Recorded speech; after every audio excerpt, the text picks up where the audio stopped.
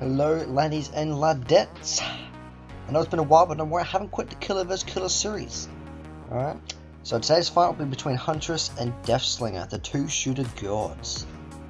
You know the drill by now, we shall be looking at each killer's stats, strength, agility and lore. But most importantly, I hope you enjoy the comparison. Starting with FaZe wannabe Huntress, she has a movement speed of 4.4 meters per second, is tall and has a terror radius of 20 meters, but a lullaby radius of 45 meters, which I will go into more detail in a bit. The Huntress's power consists of hatchets she spawns with and can replenish them from lockers. The way her hatchets work, she winds them up, slowing down to 3.08 meters per second, which is very slow. She has two options when holding her hatchets. She can either throw them in 1.25 seconds at her opponent with a speed of 25 meters per second, or line the shot up properly, holding the hatchet in hand for 3 seconds and hurl her hatchet forwards at 40 meters per second. Huntress can only carry 5 hatchets at once before she has to go search a locker for more, which is no issue for the Huntress, as she should be able to take down multiple targets with a set amount of hatchets available to her.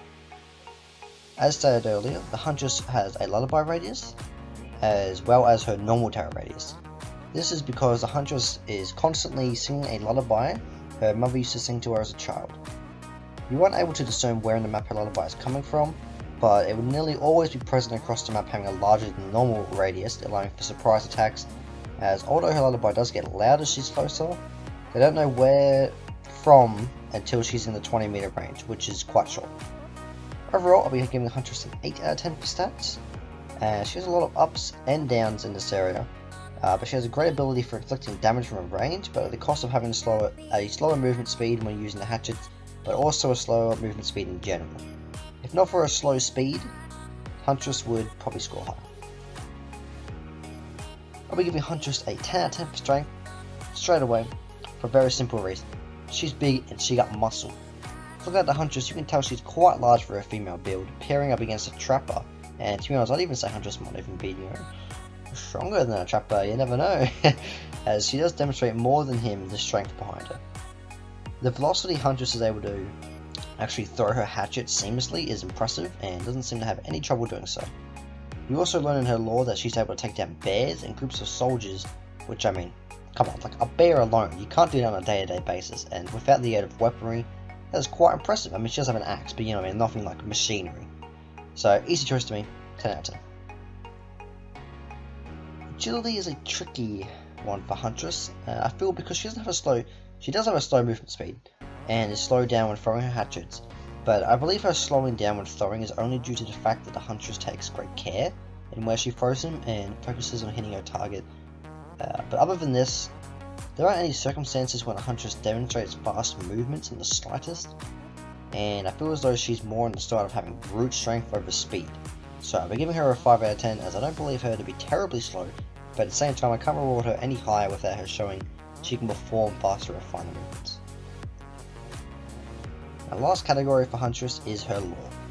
As a child, the Huntress was taught how to survive in the wilderness and look after herself, which became quite important once her mother was impaled by an elk and she was left all alone in a dark cold woods left to fend for herself. She hunted animals on a daily, although only small creatures, because that's all she was used to, before growing bored of them and moving on to larger predators like wolves and bears. This would only satisfy Huntress shortly though, as her new hobby became hunting humans. She would slaughter anyone who came near her premises and would frequently make a visit to the village to slaughter a family and steal their daughters in hope of raising one as her own. This never worked, however, all dying of starvation or freezing to death. Once the Great War started in her area, however, all the villagers had gone when the German soldiers arrived to try and fight the Russians, so there was no villagers left in the village. But most groups never made it past the Red Forest before being slaughtered by the Huntress.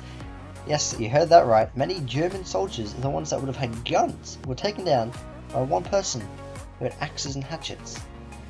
You just know I'm giving Huntress a 10 out of 10, because god damn, does she know how to take an opponent down, and oh my, does she have incredible hunting skills. I have no doubt she would put up a great fight against whoever she versed. Now that we've finished with Huntress, we can look at our old western cowboy friend Deathslinger. Deathslinger has a movement speed of 4.4 meters per second, is tall, and a terror radius of 24 meters. So quite similar to Huntress, just a few differences, little minor differences there. But Deathslinger brings with him the Redeemer, which is a hybrid rifle that has a spear fixed chain instead of firing bullets. There are a few statistics about his power that I will now refer to as a spear, the weapon by the way, that I should highlight.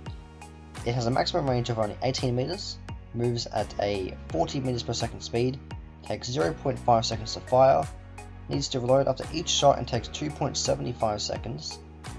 He has a movement speed while aiming of 3.3 meters per second, and quite a lot at the end of the day, but it's pretty much just an altered, quite a lot like the Huntress, but at the end of the day it's just an altered, more complicated version of the Huntress hatchets.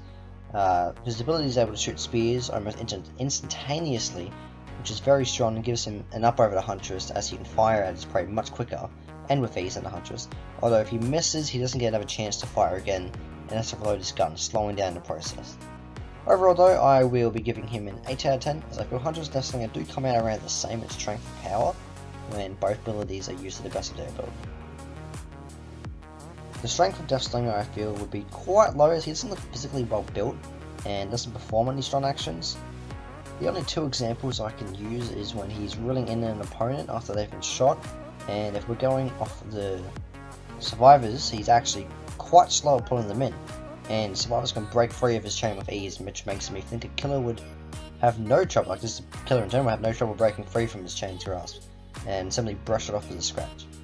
Or if they couldn't break the chain, just simply wouldn't get pulled in by a Deathslinger's reel, and might even pull him in. The other example is, in his lore, he does bash a few people, although the first time he does so, the person survives, meaning it seems as though maybe he isn't as strong as he thought, although the second altercation with that person, he does seem to successfully end them into life from beating him, except he was already a crippled man from the last beating, so for this I'll be giving Deathslinger 4 out of 10. His agility sadly comes out around the same, as he doesn't seem very nimble or fast, and actually has a limp to him, which was brought upon from the entity when he was consumed by the fog, but still is a factor that contributes. Don't have much to say here about his agility, so 2 out of 10. Slow movement speed, limp, doesn't demonstrate anything else. A final category for this fight is Deathslinger's lore, and it is very long as he is a newish killer, so he has more detailed lore to other killers, but so I won't be, just going through it in much detail as I did Huntress. But all you need to know is Deathslinger is quite smart and handy at building things, actually inventing quite a few neat things in his lifetime, using some of these inventions that aid him in capturing certain criminals with a warden, but never killing any. In fact, Deathslinger never actually kills anyone in his time, only right before he's consumed by the fog, but with the aid of his posse. So, although it's very detailed and tells us about Deathslinger well, it doesn't paint him in a light that makes me think he's a ruthless killer or a dangerous man. Just a smart inventor with a temper. So for this, I'll be giving him a 5 out of 10.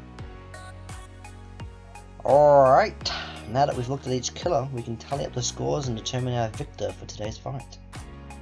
Huntress coming in at a whopping 33 out of 40, and Deathslinger a sad whimper of 19 out of 40. Very sad score, and our lowest of the whole series so far, I'm quite sure. Pretty sure it's lower than Freddy's, and I think it'll stay that way for a while or the duration of the fights. But anyway, that leaves the Huntress as the victor for today's fight, which, to be honest, I don't think was very surprising at all. Even if I hyped it up to be interesting, we knew what was going to happen. This means Huntress will be going on to the next round, and our next fight will be between Doctor and Clown. This fight, I do have my money on who would win, but I'm not going to tell you who. How about you think about who would win? But until then, bye bye.